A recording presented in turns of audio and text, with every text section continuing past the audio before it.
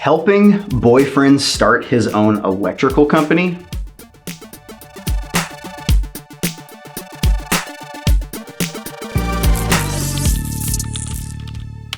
All right, so I got a good comment sent to me on Reddit from green_blueberry3160. My boyfriend has talked about starting his own electrical business since we got together in March. It's not that long ago. It's only a couple months together. That's kind of crazy. Moving on.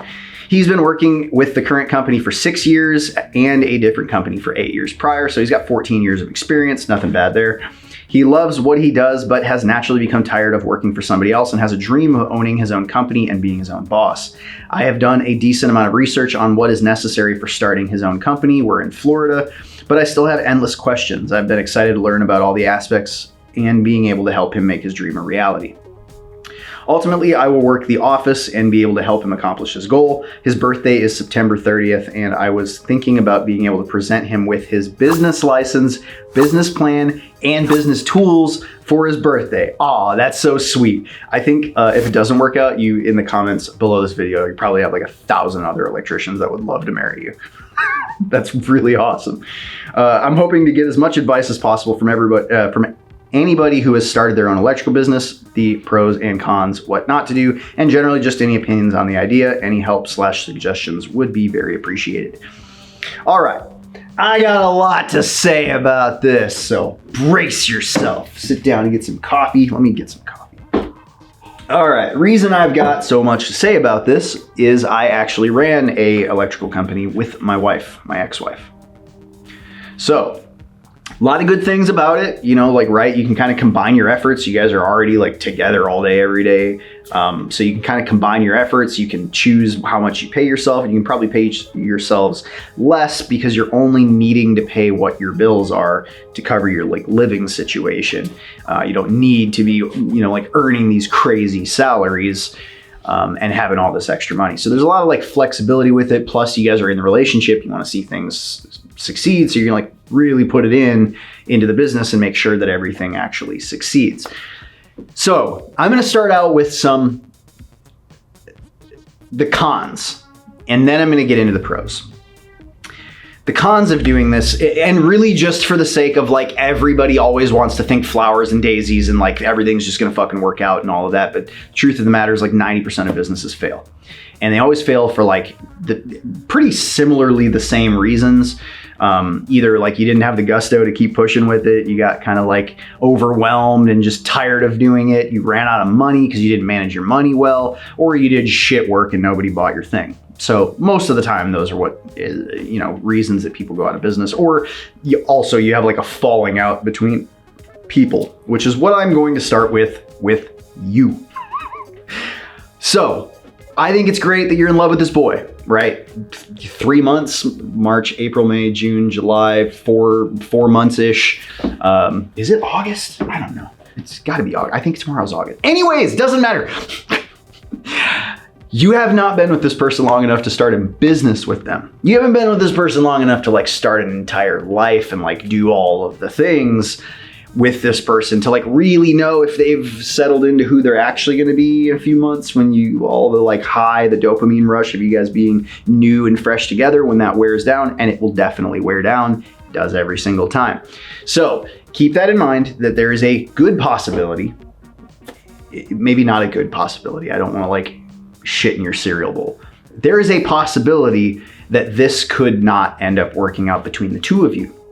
So first and foremost, I think you need to think about how crucial of a decision it is that you're making, that you're involving the community and the public at large in your relationship, because your relationship is no longer going to be a relationship. Your relationship is going to be the business. This is what you guys are going to do. You're going to eat, sleep, shit this business all day, every day. It's going to turn into the thing you guys talk about every single day. You're eating dinner. It's like, hey, did you send that estimate out today? Or like, you're going to ask him, like, what'd you do today? Oh, I went out to a job and I did this, this, and this. And then this customer did this and this and this. Everything's going to wrap up into work. And then in the evening, you're going to have an email come through and you're going to be like, oh crap, I got this email from so-and-so. Did you ever get the estimate put together? Did you collect payment from this and that? 3 o'clock in the morning, you're going to get texts from customers. Your life, your entire life is no longer going to have any free time. And it's All of your extra time is going to go into this business. So the two of you will be business minded first and foremost all the time moving forward. If that's not what you want for your relationship and you guys still want to go travel and be in love and go do all the things and have fun, the reason you're being afforded that extra time is because he does work for somebody else. Once you start working for yourself, you pretty much cut off any ability to have free time. If you want to succeed, right, in the first couple of years, you need to be working like 90-hour work weeks, 7 days a week, and really putting it in to make sure that you're successful.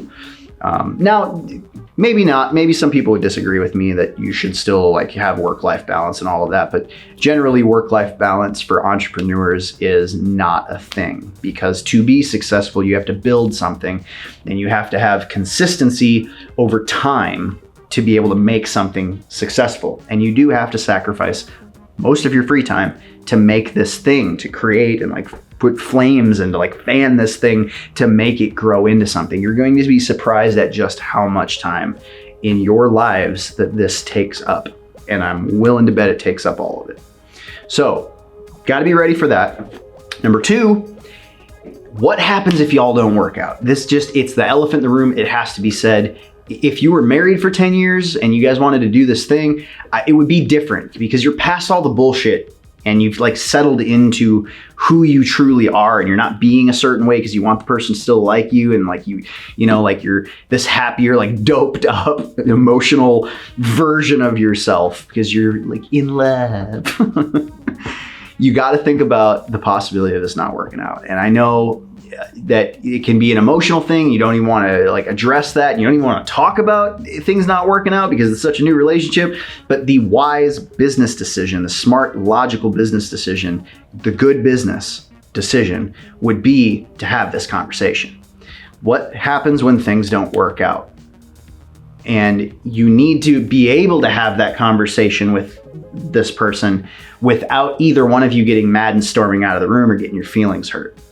Because if you can't have this conversation and think logically about the business and put everything together and extrapolate in your minds, what if this happens? Who would get this? Who owns this part? Are you going to be part owner of the company, or is it all going to be part, him? You say you want to like gift him with the company, but for you to fill out the paperwork and do it all, are you going to be putting your name on stuff? Because then you're part owner, and then if things don't work out, you're going to fuck his business over, or he's going to fuck your business over.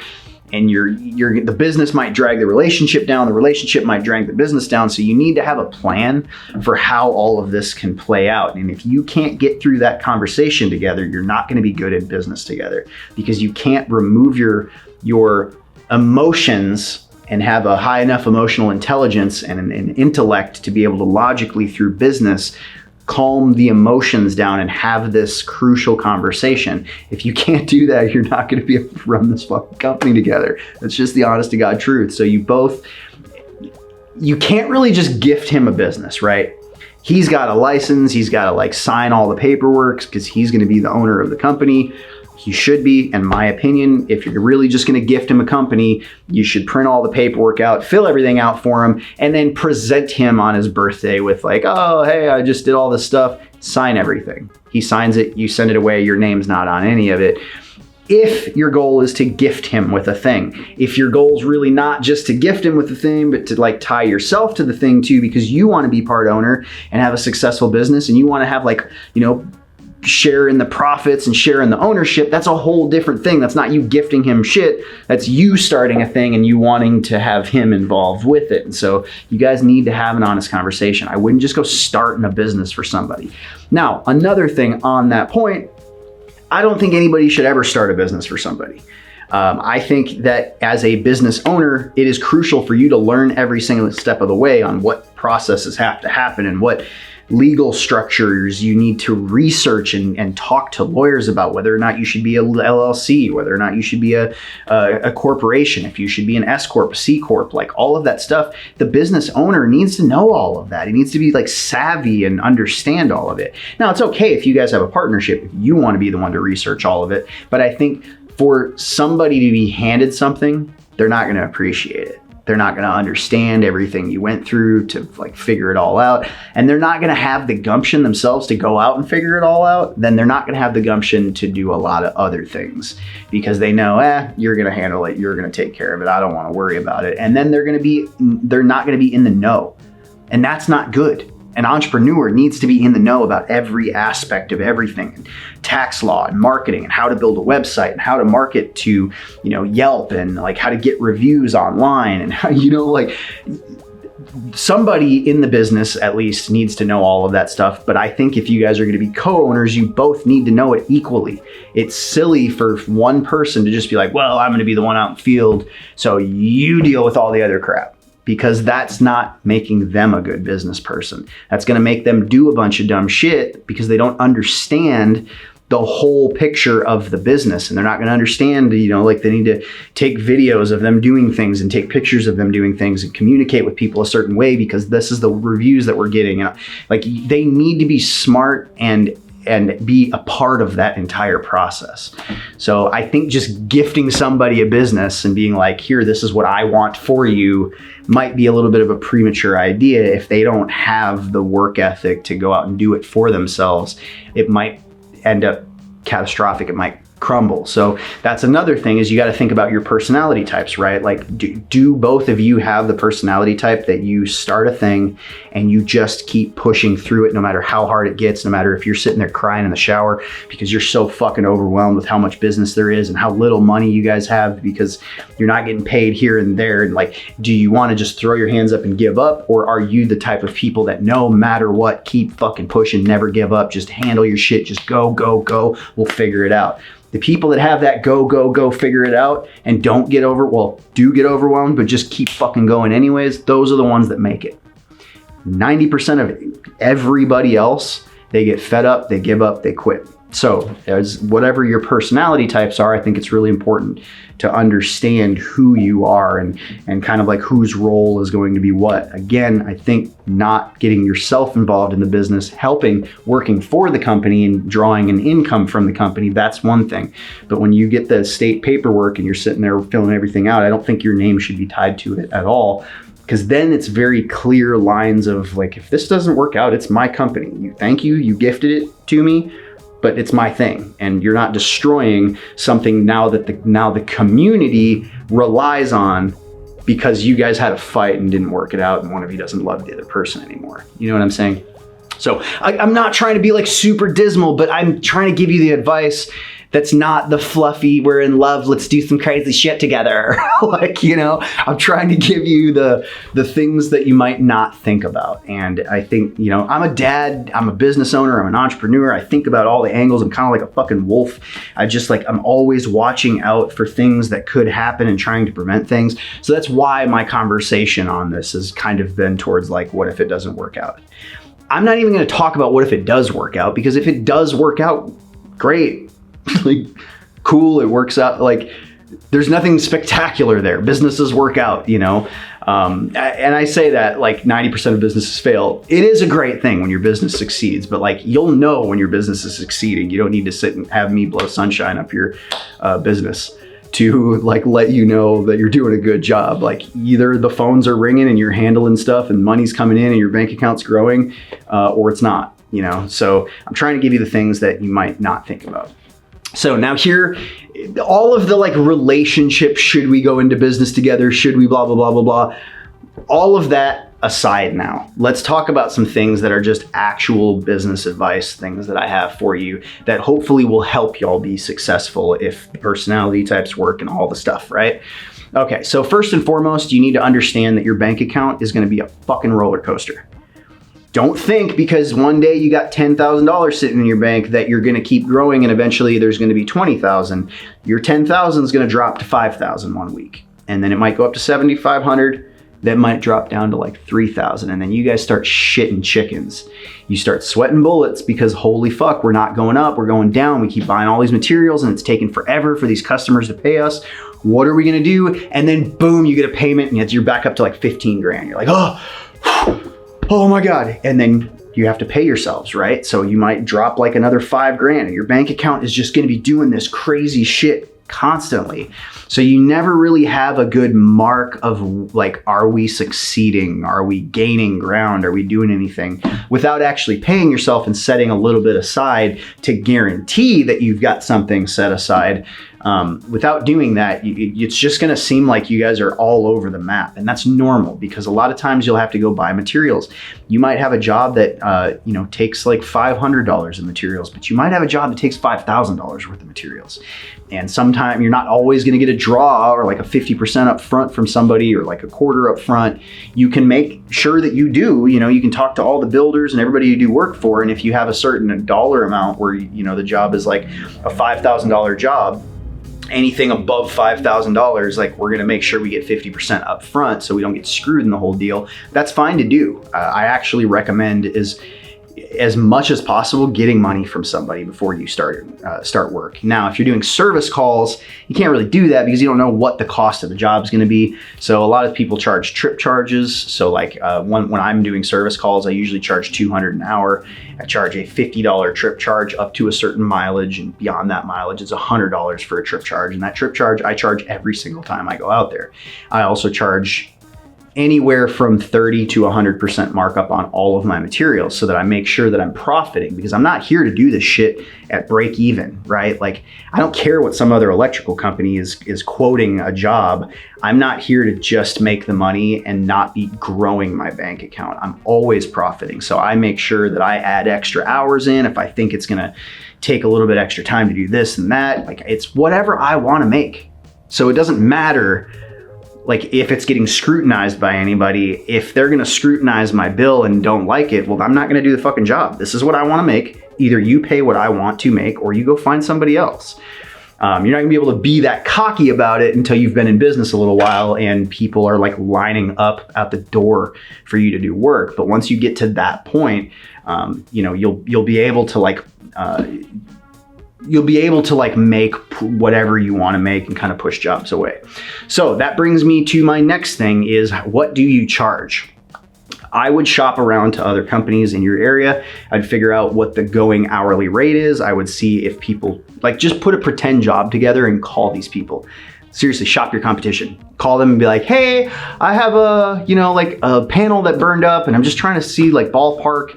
It's a 200 amp panel inside of a garage. Like, what do you guys charge, like $500 to do something like that, or like $2,000? They probably won't give you a quote. They might want to send somebody out, but if they do free estimates, they can just send them out to your house, let them, see how they show up, see how they dress, see how they hold themselves, what kind of prices they're giving you, and don't let them know that you're an electrician. Don't let them know that you got a company or anything. Don't like park the company truck right out front, you start shopping things around and figure out like what people are actually charging in your area. So you know that to be competitive, you need to kind of be in a certain ballpark.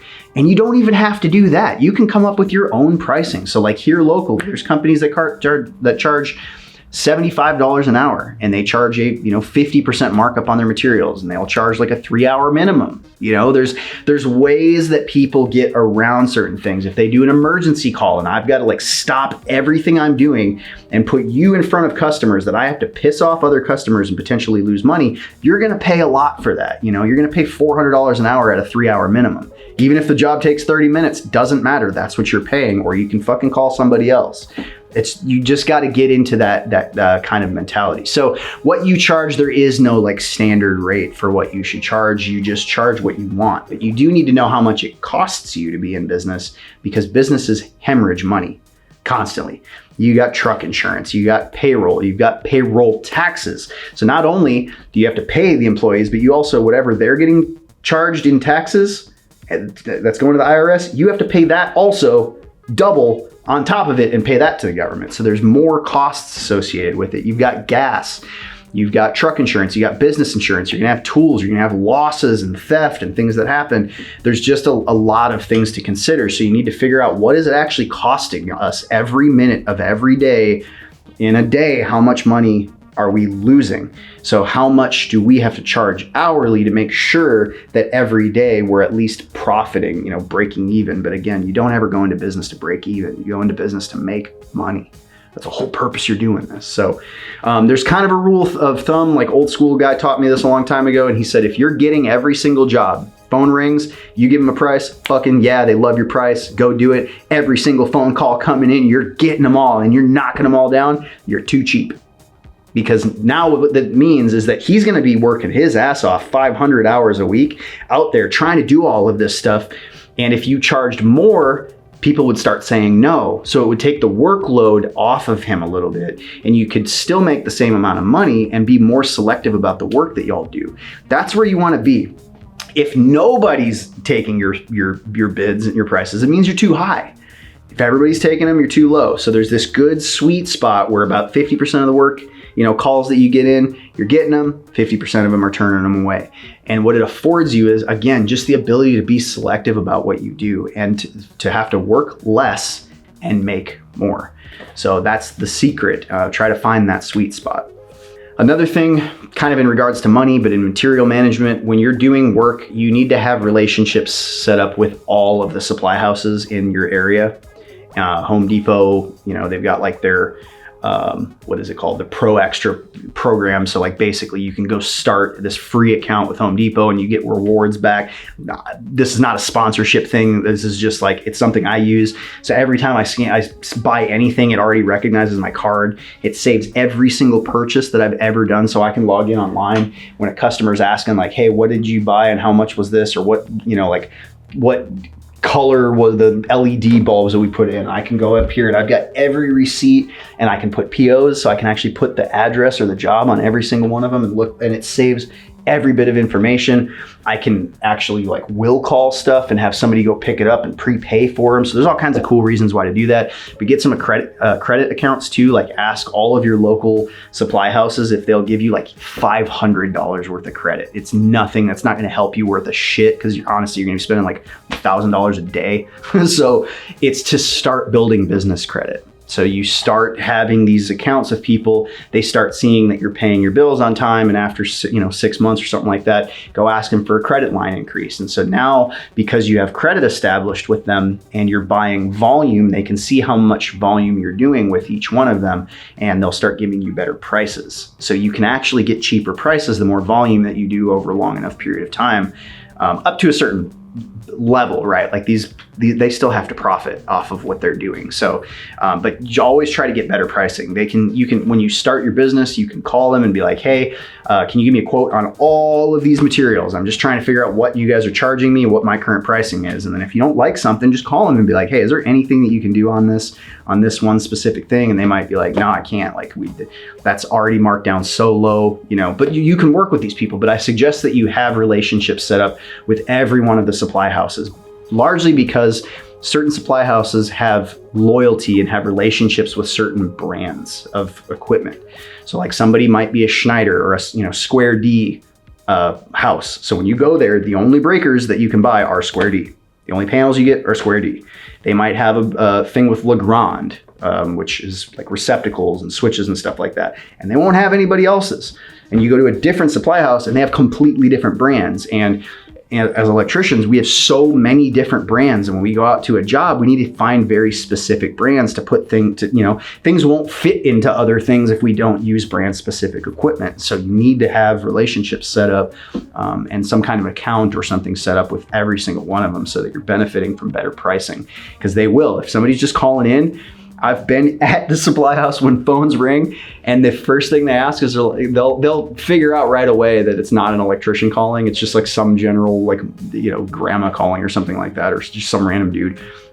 And they'll be like, sir, are you an electrician? And they're like, no, I'm just doing some electrical work. And immediately he's like, all right, add 50% markup to this, boom, and send it. Because they're trying to make money off of us contractors, but they're trying to charge us as little as possible so that we can be profitable. So anybody that's not an electrician, they're going to charge them more because A, they don't really want their business. It's more annoying than anything to have to deal with. And they just honestly just don't know better. So developing some relationships with the supply houses, that's a really important thing. Next up, really important, money management. Don't spend money. Resist the urge to spend money on anything. And like a lot of people will go into business and they're like, I'm gonna go buy a $60,000 work truck with, you know, like a panel truck and all of this stuff. It's like, no, chill out. Because now you're adding to your bottom line and you're beginning your company. Like you're just starting everything out. You don't have any guarantee. You don't know what a full year worth of 4 seasons even looks like for your business. So you could drown yourself in payments and end up losing your ass in your company because you just went out and bought a whole bunch of stuff. My general rule of thumb is if you wouldn't normally have gone out to just go buy a bunch of stuff and buy new ladders and a new truck and a bunch of new tools, now that you've gotten a big check, a big job came in, don't think, oh wow, we've got like an extra $30,000 right now. Let's go buy a whole bunch of shit that we need and like get set up. That money's gonna go so fast as it is. Don't help yourself put yourself out of business. Try to be as frugal as possible. If you were not already gonna go buy stuff with your broke ass, now that you got money, don't also go buy it. Keep that, especially your first year. You need to really be conscious of not overspending just because you got some money and you think you need all this shit. When you start out, you're probably gonna buy way more than you need because you think you're gonna need all this stuff and you're not. I would really recommend that you just live life normally and answer a phone. If you wanna go be an apprentice and like work under him and help him and like, you know, do work together, I think it'd be really great instead of going and buying an office and paying all the rent just so that you could have a computer and like all of this stuff sitting around that you could do from your living room or do out on a job site. I think it'd be really great for you to go and be an apprentice and work with him for the first year, just so that you can understand what all these materials are and how things get installed, and you can start helping put estimates together because you've now got a basis of understanding of the business and what you're actually doing. I think that would be such a killer thing, just the two of y'all. And that means he's got a helper with him every day too. So like having a helper is really a good idea when you're trying to like fish something and you can't, and he's by himself, like he needs help sometimes. So I think it'd be a really good idea for you to go in business with him or to go out in the field with him. But what I wouldn't do is like go spend a bunch of money on like this fancy place with a warehouse and an office and air conditioning and a bathroom. And then you're paying like $3,000 a month in rent when you could have just, you know, been out in the truck when your phone rang and just like took your tools off for a minute and talked to a customer and been like, all right, we got this other job coming up. You know, like you're gonna have to do things really frugally at first. And I would try to do them as frugally as possible for as long as possible before you start spending money on a lot of things. One thing that we did when I was in business with my ex-wife is we hired too soon. So we probably within 6 months, I hired an apprentice, and the apprentice was like a 3rd-year apprentice, and I had known him. He was actually an apprentice of mine a long time ago. And so I was like, I need help and I'm drowning in work right now. And instead of raising my prices and trying to stave things off, I didn't do that. And that was my own advice. I should have. I hired somebody, and it meant I now was responsible for them and their family and their kid, and I couldn't not pay them. Their pay had to be steady, but what happened is my bank account fluctuated so much, and then I brought another helper on so that he had a helper so I could be out doing stuff, and he had enough experience where he could be doing stuff with a helper. And then that made it so we spent so much money every week just paying them that I couldn't pay myself. So we worked like probably months and months with only being able to like take a little bit out to pay our mortgage and pay like, you know, utilities and stuff like that. And then we didn't pay ourselves because it was just such a crazy balancing act. And that was ultimately the reason why I closed my shop, that first business that I had, because I was just like, I've never worked so hard in my life and I'm not getting anywhere. I have no money. I can't pay myself, and I'm making sure my guys are paid and they're, you know, they're doing great, but I'm not. So don't let that happen. Don't hire too soon. I think a good rule of thumb is like wait for the first year, just work the two of y'all for year one. You know, like feel out 4 seasons so you know what a full year in your market, in your area looks like. Summer's gonna be banging, lots of work. Winter's probably not. You know, you might have like material shortages, you might have all these different things that happen. So you need to get used to that for a year. And I think after your first year, try to save up maybe like 3 months to 6 months of a salary for somebody So that way, when you hire them, you've kind of got this like little emergency nest egg out here. That way, if anything does happen, you have a way to pay them, even if you don't have money coming in for a few weeks. It's not gonna like kill y'all. And at this point, you know, after a year, after 2 years, I still would not go buy some fancy ass crazy bucket truck or like, you know, do anything like that. Be super frugal with your money, because there's gonna be so many times where you're gonna kick yourself because you did overspend and you didn't need to. And you're gonna look around and be like, holy shit, we bought all this stuff and we don't even use it. I don't even need any of this. So just try to be very, very frugal. And I think that'll set you all up for success down the line. The other thing to think about is who you're hiring. So when you hire somebody, you want another income earner. At first, having a helper is a really good thing because you don't have to pay him very much, and it's just really giving him a hand out in the field. But if y'all want to start doubling the amount of work you're able to do and doubling the amount of money that you're able to bring in, you need to bring in a journeyman or somebody with, you know, maybe 6 to 10 years worth of experience, so they can be left alone and they can complete jobs and they can bring checks in. So now you have 2 people out in the field that are bringing money in. I would be careful with hiring helpers, because helpers just cost money. They don't bring you any money in. Yeah, they might help get some jobs done because it's like, you know, 2 people that can work on something, getting something done a little bit faster, or they can help like fish things across or do wire pulls or whatever. But they cost a lot of money, and you're just paying them, and they're never able to be out there earning money and being independent. So I would think about what you guys really need and how much you can afford to pay somebody to figure out who you're gonna need. But I think getting another revenue earner so that he doesn't have to be at every single job every single day, he can kind of do estimates and run around and look at jobs and things while he's still got somebody out in the field that is doing all of those things. So the whole hiring thing, that's a tricky one. And some people would probably agree with me that having some money set aside is a good idea. Some people would not agree with me, and they'd be like, no, just hire the person and they'll start earning more money, and you won't have to worry about saving anything up. So there's a lot of different things. I'm sure people in the comments have a lot of different ways that they would do things, or, you know, ways that they think about things. But that's pretty much it. So I hope, send me an email, dustin@electricianu.com, in 1 year. Once you get this all figured out, I really do wish you guys the best. I know the beginning of this was kind of dismal, right? And I was talking about the failure of your relationship, but I really do hope that you guys succeed. I hope everybody succeeds. It's a rough thing going with your significant other into business, but it can also be an amazing thing too. So some of the stuff that we were able to brag about is that we had the best reviews in our entire city. We had the most reviews. We had nothing but 5-star reviews. Everybody fucking loved us because she was super bubbly and happy and highly intelligent, and like people just loved her. So when the phones rang, they're like, oh, I want to do business with y'all. Y'all are way different than anybody else.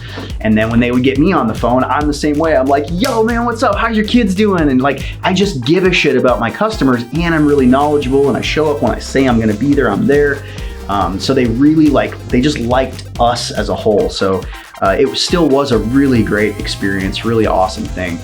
There's just a lot of ups and downs to it. So make sure in a year that you email me, Dustin Electrician U. I want to hear how the whole thing's been going, what you guys decided. I'm sure you're gonna have a whole list of other questions to ask, but I would love to do like a part 2 of this video after a year to see where you're at and see what kind of questions that you have. So thank you so much for the question that you sent in. Thank you all of the rest of you over there and over there, for watching all of this. Thanks for your time. I appreciate it. Love you crazy fuckers. I'll see you in the next one.